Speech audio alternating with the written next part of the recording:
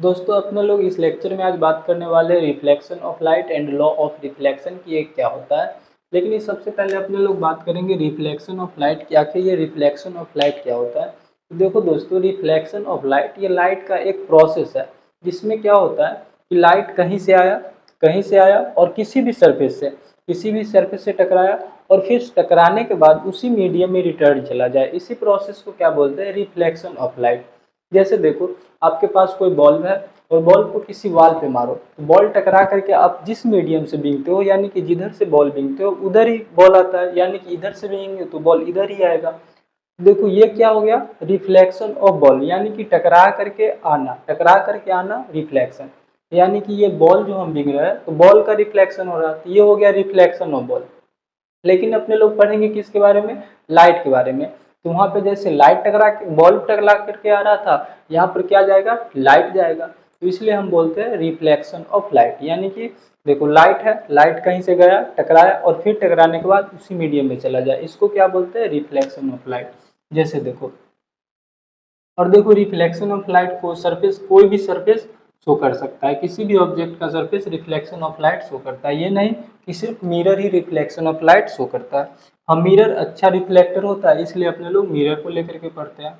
जैसे देखो, ये इंसिडेंट रे आया और इंसिडेंट रे आने के बाद क्या हुआ, ये मिरर से टकराया और मिरर से टकराने के बाद उसी मीडियम में रिटर्न चला जाता है। इसी प्रोसेस को क्या बोलते हैं, रिफ्लेक्शन ऑफ लाइट। अब देखो, रिफ्लेक्शन ऑफ लाइट जैसे तैसे नहीं हो सकता है। ये नहीं कि ऐसे आया लाइट टकराने के बाद ऐसे चला गया, या फिर ऐसे आया लाइट टकराने के बाद ऐसे चला जाए। ऐसा नहीं होता दोस्तों, इसको ना एक लॉ को फॉलो करना पड़ता है, जिसको बोलते हैं लॉ ऑफ रिफ्लेक्शन। अब ये लॉ ऑफ रिफ्लेक्शन क्या होता है दोस्तों, तो पहले रिफ्लेक्शन ऑफ लाइट के बारे में लिख देता हूँ कि रिफ्लेक्शन ऑफ लाइट क्या होता है। तो देखो, it is it is the phenomenon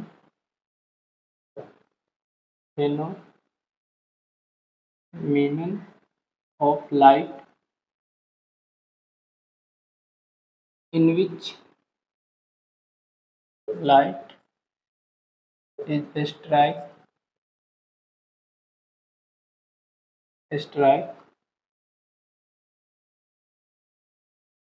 on the surface of any medium, surface of any object, and bouncing bouncing back in same same medium is called reflection of light।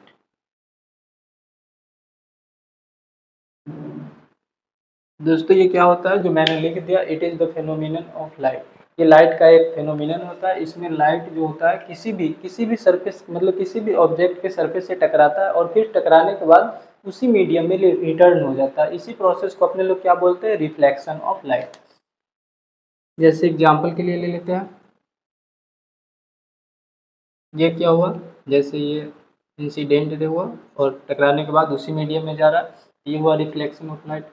एक example फिर और लेते हैं, ये किसका एग्जाम्पल है, तो reflection of light का एग्जाम्पल है।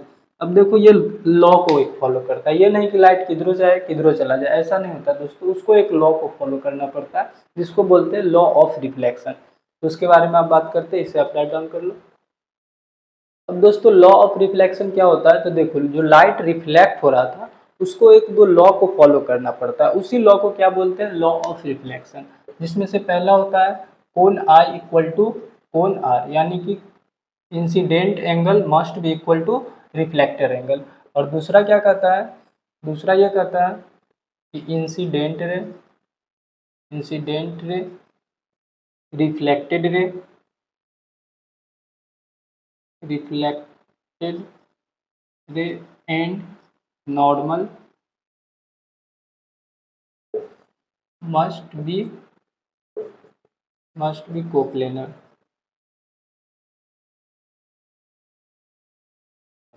ये पहला क्या कहता है कि कोण आई इक्वल टू कोण आर, और दूसरा क्या कहता है, incident ray, reflected ray and normal, तीनों क्या होना चाहिए, कोप्लेनर होना चाहिए। तो अब इस बात को समझते हैं। जैसे देखो ये कोई मिरर है, प्लेन मिरर, अब देखो इंसिडेंट रे आया, अब ये रिफ्लेक्ट करके चला गया, चलो अभी रिफ्लेक्ट करके नहीं, इंसिडेंट रे आया, अब ये मिरर से टकराया, मिरर से टकराया तो अब ये रिटर्न जाएगा, रिटर्न ऐसे भी जा सकता है, ऐसे भी जा सकता है, ऐसे भी जा सकता है, लेकिन इससे नहीं जा सकता, उसको एक लॉ को फॉलो करना पड़ता है। जो पहला लॉ ये है कि कोण आई इक्वल टू कोण आर होना चाहिए। अब कोण आई क्या होता है, तो देखो एंगल ऑफ इंसिडेंस उसको बोलते, वो क्या होता है, तो देखो नॉर्मल से ये होता है इंसिडेंट रे, ये क्या होता है, इंसिडेंट रे, यानी कि नॉर्मल से इंसिडेंट रे जो एंगल बनाता है उसको बोलते हैं आई। और जितना एंगल ये बनाएगा, मान लो ये 30 एंगल बनाया, तो रिफ्लेक्टेड रे भी नॉर्मल के साथ उतना ही एंगल बना करके जा सकता है। ये नहीं कि मान लो ये बना लिया कितना 30 डिग्री और रिफ्लेक्टेड रे जाएगा 45 पे, 60 पे, 90 पे, ऐसा नहीं, रिफ्लेक्टेड रे भी रिफ्लेक्ट होकर के 30 के ही एंगल पे जाना पड़ेगा। तो देखो इसमें से कौन सा हमको लगता है कि सुटेबल है, तो ये वाला है। ये इसमें कुछ ऐसा लग रहा है कि आई आर दोनों क्या होगा, आई इक्वल टू कोण आर। तो यही बोलता है पहला लॉ कि कोण आई इक्वल टू कोण आर होना चाहिए। जैसे देखो एग्जांपल आपको बताना है थोड़ा, देखो इंसिडेंट क्या है, ये नॉर्मल आया और ये 30 डिग्री के कोण पे गिर रहा है, क्या बोल, नॉर्मल से इंसिडेंट रे 30 का एंगल बना रहा है। तो अब ये रिफ्लेक्टेड रे कौन सा जाएगा, ऐसे जाएगा या फिर ऐसे जाएगा या फिर ऐसे जाएगा, और सभी के बीच में मैं एंगल दे रहा हूँ।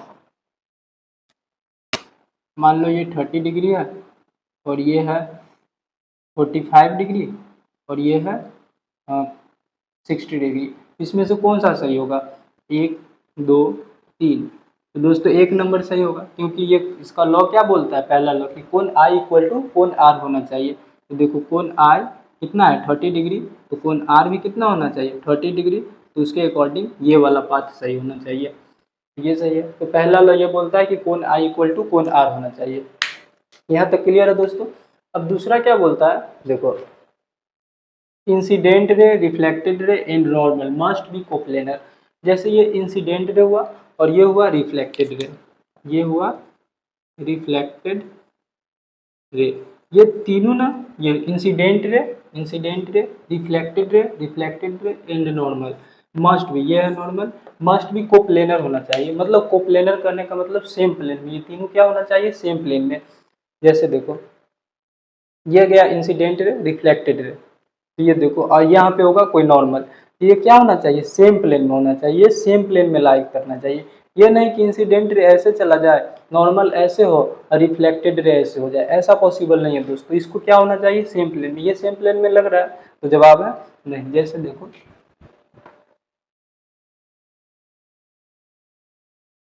जैसे देखो ये इंसिडेंट रे है, ये नॉर्मल है और ये क्या है, रिफ्लेक्टेड रे, ये सही है, ये इस लॉ को सेटिस्फाइड कर रहा है कि तीनों क्या होना चाहिए, सेम प्लेन में। और ऐसा नहीं हो सकता है कि दोस्तों इंसिडेंट रे ऐसे गया, नॉर्मल ऐसे हो और रिफ्लेक्टेड रे ऐसा चला जाए, ऐसा पॉसिबल नहीं है। या फिर ऐसे चला जाए, ऐसा पॉसिबल नहीं होना चाहिए, ऐसा पॉसिबल नहीं है। ये तीनों क्या होना चाहिए, सेम प्लेन में होना चाहिए। तो दूसरा लॉ यही बोलता है और पहला लॉ ये बोलता है कि कोण आई इक्वल टू कोण आर होना चाहिए। तो दोस्तों उम्मीद है कि ये reflection of light and law of reflection clear हो गया होगा। तो ठीक है दोस्तों।